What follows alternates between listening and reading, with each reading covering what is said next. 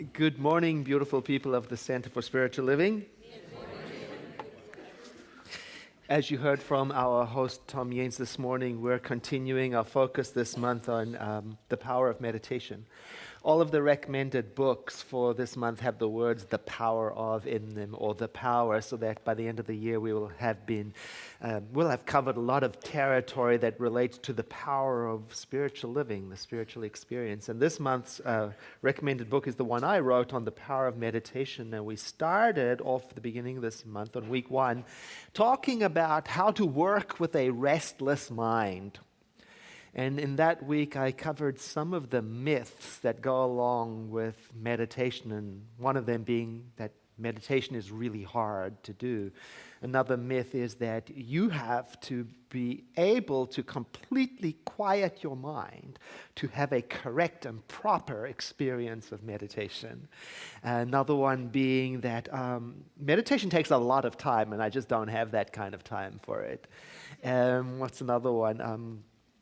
When I meditate correctly, I'll have this otherworldly, mind-blowing, supernatural experience, and so on. And you already probably know this, but I'll remind you anyway that you and I have a number of free resources available to us through which we can catch up on any of the messages that we've missed, go back in time. And for our radio listening audience, you can see this at our website, www.cslsr.org. You see what I'm going to show the audience right now as a way of reminding what we have. Here at our website, you'll notice that there is a menu item called Audio and Video, and if you click it, you'll have access to a number of things, one of them being the complete video library of all of our messages. All of it is free, and you'll see right up there is Mark Anthony Lord's message, which was just last week. In other words, it's just wonderful to be able to go and see that if you missed it. That's how I keep up with what's going on in the center when I'm not here. And the video team is incredible. Sometimes the video is even up on the server on the same day. Sometimes it takes a couple of days for editing, but you can go and see it there. If you prefer to listen to your message, say on your iPod or your iPhone or your CD or wherever, on the audio content, you'll see there's a whole list of all of the messages there. And you can't see it, but I put a circle around one of the menu items which says subscribe. In other words, you can fill in your email address there and have the weekly podcast delivered to your email inbox every week, as simple as that. So I wanted to let you know about that so that if ever you miss one of the services, you know how to catch up. Also because many of our listeners and users come from all over the world. And it's fun to be a part of that. We have people listening in Spain and Australia and Africa and England. It's really wonderful to watch where they land from. So it really is a fulfillment of our vision of a spiritual community without walls, beyond borders, where borders are irrelevant. Getting back to our process, in second week of the series, the topic was what happens next? Now that I've got this meditation practice, what can I expect?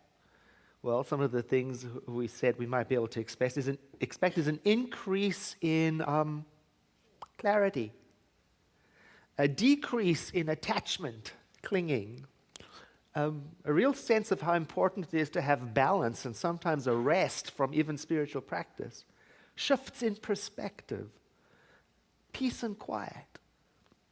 And that brings us to this week, and the topic for this week is engaging with the self that is at the center, the peaceful self of our being. So I brought along a slide or two, and I invite you, if you feel like it, to read this one with me. Meditation is something you do with yourself, which is exactly what makes it challenging for some people. One of the recurring concerns among people I teach or counsel spiritually is their discomfort with being alone. Every time I read that slide, people nod, look around at their neighbor, or smile. I think it's common, and yet it seems to me that to be the case that when we can contentedly be alone, that is exactly when we discover a clearer sense of our place in the scheme of things. And that's when we start to get to answer the question, who am I? We develop a sense of our self, and with that comes this increase in confidence and resilience and assurance. Now, I know you and I can never, ever fully answer the question, who am I? However, it's better to have your own incomplete answer to that question rather than to live with someone else's definition of who you are. I know that certainly that was the case for me. When I first discovered spirituality as a path, I was laboring under the definitions of other people for who I was to be in the world. The world had a lot of ideas about who I was supposed to be, who I am, and it was very stressful, trying to keep it all clear, keep it all sorted out. It reminded me of a slide from the second week that I was here, and I thought it was so good I brought it back. Why don't you read this with me? Some people have their identity wrapped up in their partner, their career, or family, so much so that they have forgotten who they are without those identifiers. And silence, the experience in which they would reflect on their identity, is not strongly celebrated in our culture. It sure is a lot to deal with all of those identifiers. You know, I just returned from our national convention in Florida, and one of the things I got to attend was the presentation of a movie in which neuroscientists, I think that's what they're called, were talking about the stress that comes with dealing with all of the information and identifiers of the world, and how stress has very particular effects on the human condition, on our bodies. And one of the scientists said that most people, you and I, are likely to identify the source of our stress as being something external.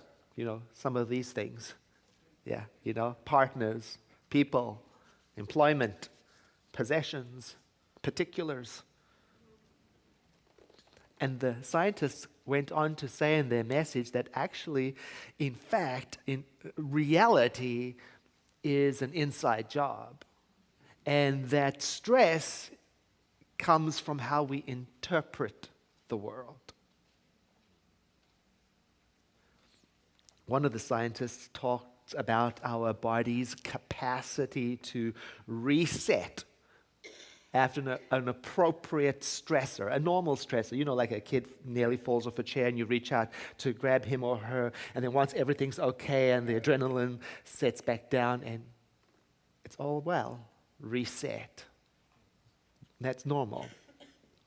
The other day, I arrived at the parking lot here at the center, and one of my co-workers here at the center snuck up behind me in the parking lot, and as I was walking to the door, he surprised me and said, "Boo!" I tell you, my heart nearly leapt out through the top of my head, and then very quickly, everything came back to normal again. Reset. All is well. Now, if he had snuck around me all day and hid behind every door and jumped out behind every closet and said, "Boo," every time, then my system wouldn't have the opportunity to reset, and I would be in a constant state of heightened readiness. Sound familiar? Right? Now, the scientists talking in the movie, and by the way, I've invited the movie maker to bring his movie to our community, so you will see this for yourself. One of the scientists said that after repeated exposure to stress, the body's systems break down into dysfunctional habits and they can't reset anymore. And in our fast-moving culture, with its increasing complexity and surprises and parking lot boos, it's becoming more and more relevant to have and to know how to have our own personal time and space to reset, a time and space in which the stimulation of every kind is suspended. Our convention was in Orlando, Florida, and we had a free day on the conference on which we also had a free pass to go to any amusement park of our choice, any theme park of our choice. So I chose to go to Disney's Magical Kingdom, which was really wonderful. I had a wonderful time, and just 2 hours into it, I realized I was exhausted. I mean, not for any other reason other than that I was being bombarded with sensory richness, non-stop sound, smell, touch, taste, noise, oh, the noise, noise, noise. It was as if somebody was behind every door, ready to jump out and say, look at this, eat this, try this, feel this. Now, the movie maker I was talking about, his name is Austin Vickers, and in his movie, one of the characters says that you and I, there's this vast amount of information being poured over us all the time in regular life, never mind at an amusement park. Just in everyday life, the amount of information pouring down on us is immense, and you and I are capable of absorbing, processing, and understanding less than 1% of it. Of all of this data flowing over us, and to make sense of this little bit that floods all over us, we use a system of markers called memory. We organize things according to how similar they are to things we have already seen, just so we can handle it. So we don't have to process everything all over again all of the time. We store the memory. So in a manner of speaking, we don't really see things as they are happening. We see things based on our experience of how we've seen them before, how they used to be, how they first appeared, and what they meant. And we call that reality, which is actually the good news. See, because it's long been the idea in this teaching at the center that this is the reason why we say that reality can be changed. Because to us, it's a matter of reinterpreting the data. It's why we are inclined to think that the past can be rewritten. Indeed, it's the foundation of spiritual mind treatment. That's the word we use for affirmative prayer, because the idea in that prayer is that through a process of shifting perspective, we can have a different experience of the same life.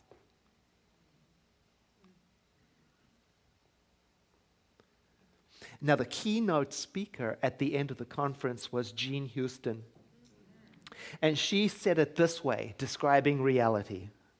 Same thing, different words. She said it this way. As seen, so appears. Yeah.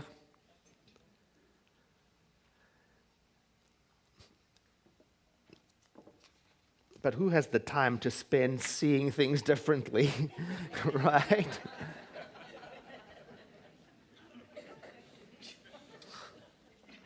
By the way, next year's conference is in Las Vegas. Talk about sensory overload. Which is a little closer to us. It's an easier travel to destination. So if you've never been to a national conference of Centers for Spiritual Living, I encourage you to think ahead and come with me to the conference. It's just a really wonderful experience. So I'll remind you closer to the time when it's happening and what's going to be on the agenda. Las Vegas, 2015, yay. So there I was, listening to all of these great speakers and these great ideas and talking about perception and information overload, and it occurred to me, well, it renewed my mission to talk about and teach people about the wonderful benefits of taking time out to engage with that self that is at the deep silent center of their being, so as to reset. Because there's so much noise. And do you know, so many people have become so accustomed to all of the noise that they actually feel and experience discomfort without it. I have a friend, whenever he gives me a ride somewhere, I get in the car and he's got the radio on, very, very softly. Because without that noise, he feels uncomfortable. I feel uncomfortable with it. Because I can hear it, but I don't know what it's saying. I have another friend who can't go to sleep unless the TV is playing. Read this with me. Many people are simply uncomfortable with silence, whether that is in a lull in conversation or in a too quiet atmosphere in a restaurant or at a party. Silence for some almost conveys a message that something is out of place. Because we're being constantly bombarded with information, and because we are a person, you and I are left with very little option other than to attempt to figure it all out, to process it all. And that processing and markers and memory, it takes up almost all of our available time and energy, so we get to a point, don't we, where we just want to chill out, we want to tune out. And so we often do that and watch TV, read a book, go to the movies. In other words, we keep on going. More feeding of information, more material, even more to process and figure out. So we spend our time, when we think we're chilling out, we're just reconfirming reality as it once appeared. So I think that without the time and space for stillness to balance it all out, I think, well, a person, it's probably like the body. A person loses the ability to reset. I've seen it. I've seen people who have forgotten where home is. And so they walk around and live in this world of appearing things as if it is real.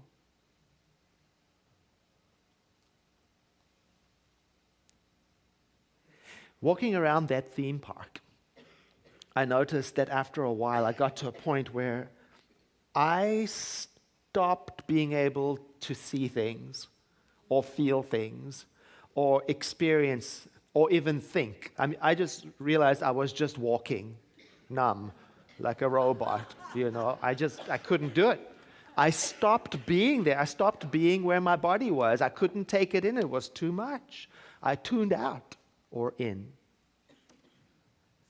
And I realized I had to do that. I had to do that so I could come back to myself and remember home.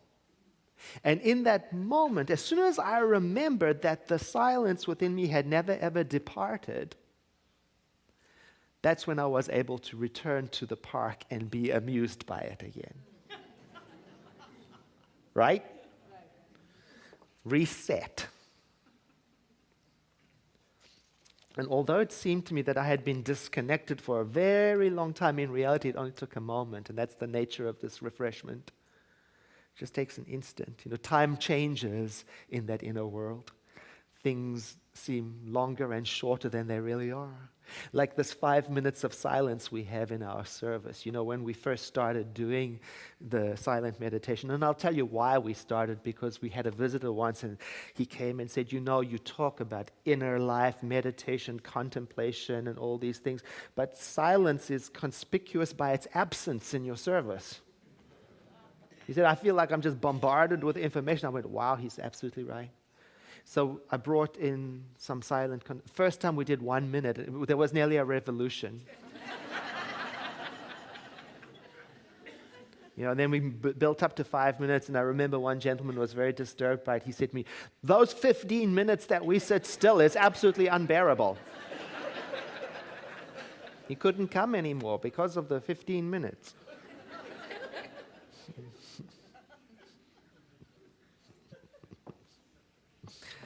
But oh, the silence. In that interior world of silent, nurturing peace is where we encounter ourselves, in the form of our undisturbed, innocent self, in other words. There is a frame of mind in which you are balanced, unpressured, not manipulated. And that frame of mind is available primarily, it seems, when you are alone in quietness. It is for that state of mind primarily that I meditate. A friend of mine told me about a meditation retreat he went on. He went on this retreat and he was asked to go for one whole day from sunrise to sunset and do nothing. Without engaging in any activity at all. He was not to read anything to pass the time, watch TV, do email. He was not to even so much as read the ingredients on a can of beans. Just take care of his biology and do nothing. And I said to him, "Well, what did you do?" And he told me the story. He said, when I first heard the assignment, I thought, piece of cake, I can do this. He said, but it became the most difficult thing to do. He said, very quickly into the exercise, within the first hours, he started to feel anxious, a nervous anxiety, a sort of irritability. And instead of having a mind that was filled with peace and calm and spaciousness, he said it seemed to him like his brain was screaming at him, "Give me something to consume. Feed me, Seymour."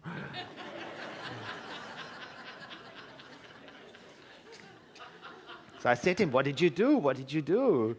And he said, "Well, I talked to my own mind very gently, and I never forgotten that, how important it is to be gentle with ourselves." And he said, "I just talked to my mind and I said, I know this is tough, I know it is, and I'm going to try and sit it out. I'm going to try to sit through it. And you know what? If I never ever do it again in my whole life, that's all right with me. But I'm going to stay with it, because for at least once in my life, I will have been through a whole entire day with sitting still." And he talked to himself gently through it. And he said then something happened. He kind of lost track of time, because that which was painfully slow suddenly just moved at its own pace. And before he knew it, he was at the end of the day preparing for bed. And he realized that with him was this profound peacefulness that he said he had forgotten that he knew. He didn't produce it. He came home to it. Like an old friend, he found it again. He came home. He pressed reset. I tried the exercise for myself, doing it with some modifications, and I write about it in here, so you're welcome to read about my experience in it. But more important than giving you the exact method for you to do something like that, I think my purpose here is to convey to you that there is a way for you to create an experience of sanctuary where you find your own home, in which you can press reset for yourself and be refreshed. A way that works for you that may match nobody else's way. And I want to read to you a little bit from the book as a way of setting up an experience that I'm going to invite you to participate in later this afternoon. There were times when I couldn't find the peace and the witness within, and there were times in which I came to my meditation practice distressed and preoccupied. The row going on in my head rang alarms of danger and forced my body into high alert status and readiness to flee. In such times, a half hour of sitting felt like a week in a torture chamber, I imagined. There were times I had to employ strategies to address the state of restlessness that would not abate through sitting. One such strategy I remembered from my early childhood, when I learned to recite the rosary and gained much comfort from doing so. At my young age, I didn't perfectly understand the meaning of the words I was reciting, yet that did not diminish the effect of bringing peace and comfort through the rhythmic repetition of words and by keeping track of them with counting beads. The activity displaced my preoccupations. And looking back now, I recognize the state of mind I achieved after the repetitions as being the same quiet mind I encounter today when I meditate. As an adult, I lost contact with the practice and remembered it again when visiting India, where I observed a similar practice of reciting prayers or significant phrases 108 times, keeping track of the recitations with mala or prayer beads. I purchased my own set of beads as soon as I can and printed out one of the world's most ancient prayers, the Gayatri Mantra. Om Bhuvaswaha Tat Savitu Varenyam Vargo Devasya Dimahi Diyo Na Prachodayat. And at 1 o'clock this afternoon, the young adults and I are going to get together to chant this prayer 108 times. And usually the group is for young adults only, but we're inviting anyone and everyone who wants to participate to come to rooms 1 and 2. And it doesn't matter if you don't know the chant or if you don't know what the words mean, because I'm going to show you with a cheat sheet. I'm going to show you what every word means, and together we'll go through the whole thing 108 times. And at the end of 108 times, I feel safe in guaranteeing that you will have an experience of profound quiet and peace, and you will discover a place that you already know. So let us close with some prayer. I invite you to breathe in and to exhale, closing your eyes. Let us begin by remembering the words of our affirmation. The real me, the inward I, is an inseparable part of the whole. And that whole is divinity, that one that is in and through all creation, without beginning and without end, the ultimate reality, the changeless that gives rise to all forms. We are remembering that as our home, the deep, still peace at the center of our being. It is through my recognition of this that the outer becomes as the inner, as my wholeness is revealed. As I begin the process of reinterpreting who I am, where I am, what I'm doing, and what everything means. And for this, I am deeply grateful, and so it is.